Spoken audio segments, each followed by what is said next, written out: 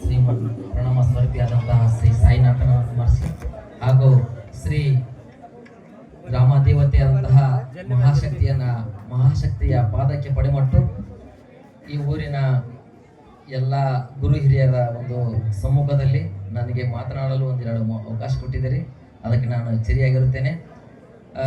ನಮ್ಮೂರಿನ ಎಲ್ಲ ಗುರು ಹಿರಿಯರಿಗೂ ಏನಪ್ಪ ಅಂದ್ರೆ ಇವತ್ತ ನಡೀತಕ್ಕಂಥ ನಾಟಕ ಅಂದ್ರೆ ಸಿಡಿಗಾಗಿ ಸಿಡಿದ ಶಿವನಾಗ ಏನಂದ್ರೆ ಒಂದೆರಡು ಮಾತು ಮಾತಾಡಿ. ಯಾಕಂದ್ರೆ ಯಾರು ಇಲ್ಲಿ ಮಾತು ಕೇಳಕ ರೆಡಿ ಇಲ್ಲ ಅಂತ ಗೊತ್ತು.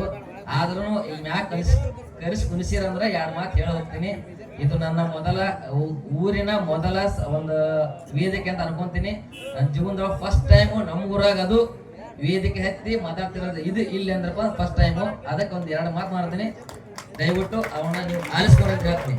ಈ ಒಂದು ನಾಟಕ ಏನಪ್ಪಾ ಅಂದ್ರ ಈಗ ಸಾಮಾಜಿಕ ನಾಟಕ ಯಾವ ರೀತಿ ಹೋಯ್ತಪ್ಪ ಅಂದ್ರ ಸಮಾಜ ಈಗ ಸಿನಿಮಾ ಕಡೆ ಹೊಂಟೈತಿ. ಆದ್ರೆ ಸಾಮಾಜಿಕ ಏನು ಗ್ರಾಮೀಣದೊಳಗೆ ಎಲ್ಲವೂ ನಶಿಸಿ ಹೊಂಟಾವು. ಅದರಲ್ಲಿ ಕೂಡ ಈ ಗ್ರಾಮೀಣ ಒಂದು ನಾಟಕಗಳದವಲ್ಲ ಇವು ಅಚ್ಚುಮೆಚ್ಚು ನಾಟಕಗಳು ಯಾವ ರೀತಿ ಪ್ರಭಾವ ಬೀರ್ತಪ್ಪ ಅಂದ್ರ ಜೀವನದೊಳಗೆ ಒಂದೇ ಒಂದು ಹೇಳ್ತೀನಿ ಕೇಳಿ.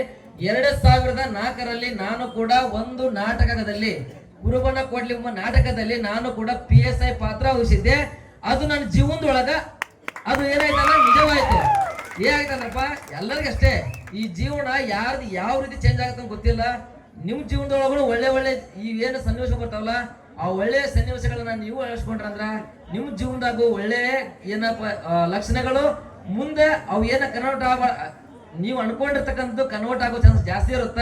ಅದಕ್ಕ ಏನ್ ನಾಟಕ ಇರ್ತಲ್ಲ ಅದ್ರೊಳಗ ಒಳ್ಳೆ ಅಂದ್ರೆ ಎಲ್ಲ ಹೇಳ್ತಿರ್ತಾರೆ ಎಲ್ಲ ಗುರು ಒಂದೇ ಮಾತು, ಬರ್ತಕ್ಕಂಥ ಸನ್ನಿವೇಶಗಳಲ್ಲಿ ಒಳ್ಳೆಯ ಸನ್ನಿವೇಶಗಳನ್ನ ತಗೋರಿ, ಕೆಟ್ಟದನ್ನ ಇಲ್ಲೇ ಬಿಟ್ಟೋರಿ ಅಂತಾರಲ್ಲ ಹಂಗ ನೀವು ಕೂಡ ಒಳ್ಳೆದನ್ನ ತಗೋರಿ, ಕೆಟ್ಟದನ್ನ ಇಲ್ಲೇ ಬಿಟ್ಟೋರಿ. ಇನ್ನೊಂದು ಹೇಳ್ತೀನಿ, ಕಬ್ಬರಿ ಗ್ರಾಮದ ಎಲ್ಲ ಗುರು ಹಿರಿಯರಿಗೂ ನಾನು ಬೇರೆ ಹೇಳಕ್ಕಾಗಲ್ಲ, ಹೇಳ್ಬೇಕು ಇದ ವಿದ್ಯೆ ಬಗ್ಗೆ ಹೇಳ್ಬೇಕು, ಬಿಟ್ರೆ ಯಾರ ಹೇಳಕ್ಕಾಗಲ್ಲ.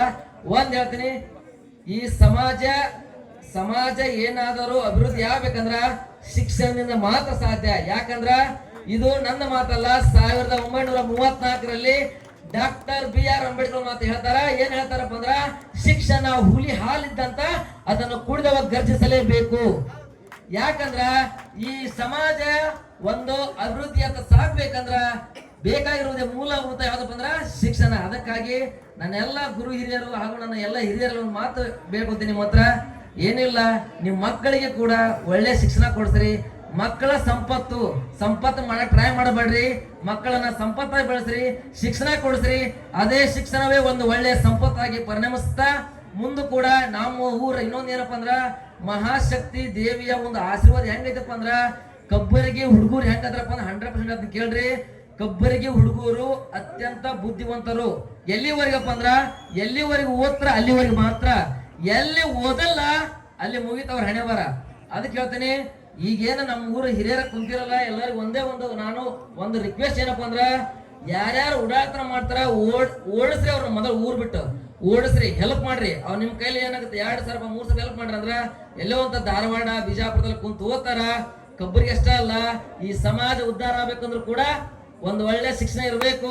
ಅದಕ್ಕೆ ನಮ್ಮ ಊರಿನ ಹಿರಿಯರು ಅಷ್ಟೇ ಅಲ್ಲ, ಸುತ್ತಮುತ್ತಲಿನ ಎಲ್ಲಾ ಹಿರಿಯರು ನಿಮ್ಮ ಊರಲ್ಲಿರ್ತಕ್ಕಂಥ ಯುವಕರನ್ನ ಒಂದು ಒಳ್ಳೆ ದಾರಿ ತರಬೇಕಂದ್ರ ಅದಕ್ಕೆ ಒಂದೇ ಒಂದು ದಾರಿ ಅಂದ್ರ ಶಿಕ್ಷಣ. ಆ ಶಿಕ್ಷಣ ಕೊಡ್ಸೋ ಟ್ರೈ ಮಾಡ್ರಿ, ಶಿಕ್ಷಣ ಕೊಡಿಸ್ರಿ. ಮುಂದ್ ಒಂದು ಹಂತಕ್ಕೆ ನೀವ ನೋಡ್ರಿ, ಆಮೇಲೆ ಗೊತ್ತಾಗುತ್ತಾ ತಾನೇ ಚೇಂಜ್ ಆಗ್ತಿರ್ತ. ಯಾರೋ ಊರು ಉಸಾವರಿ ಮಾಡಕ ಬರಲ್ಲ. ಯಾಕಂದ್ರೆ ನಮಗ ಟೈಮ್ ಇರಲ್ಲ, ಮತ್ ಬೇರೆ ಇದ್ರಾಗ ನಾವ್ ಯಾಕೆ ಎಂಟ್ರಿ ಆಗ್ತಿವಿ. ಹಂಗಂದ್ರ ಒಂದ್ ಯಾವ್ದ್ರ ಚೆನ್ನಾಗಿ ಓದಿರಪ್ಪ ಅಂದ್ರ ನಮ್ಮ ತಂದೆ ತಾಯಿ ಅಷ್ಟೇ ಅಲ್ಲ ನಮ್ಮ ಊರಿನ ಕೀರ್ತಿನ ಬರ್ತಾ. ಅಷ್ಟೇ ಅಲ್ಲದೆ ಈ ರಾಜ್ಯ ಈ ದೇಶದ ಮಾನವ ಅಭಿವೃದ್ಧಿ ಸೂಚಕ ಕೂಡ ಹೆಚ್ಚಾಗತ್ತಂತ ಹೇಳ್ತಾ ನನಗೆ ಈ ಒಂದು ವೇದಿಕೆ ಮೂಲಕ ಒಂದೆರಡು ಮಾತುಗಳನ್ನು ಅನುಮಾಡಿಕೊಟ್ಟಂತಹ ನನ್ನ ಎಲ್ಲ ಗುರು ಹಿರಿಯರಿಗೂ ವಂದಿಸಿ ನನ್ನ 2 ಮಾತು ಮುಗಿಸುತ್ತೇನೆ. ಜೈ ಹಿಂದ್, ಜೈ ಕರ್ನಾಟಕ ಮಾತೆ. ಶಿಕ್ಷಣ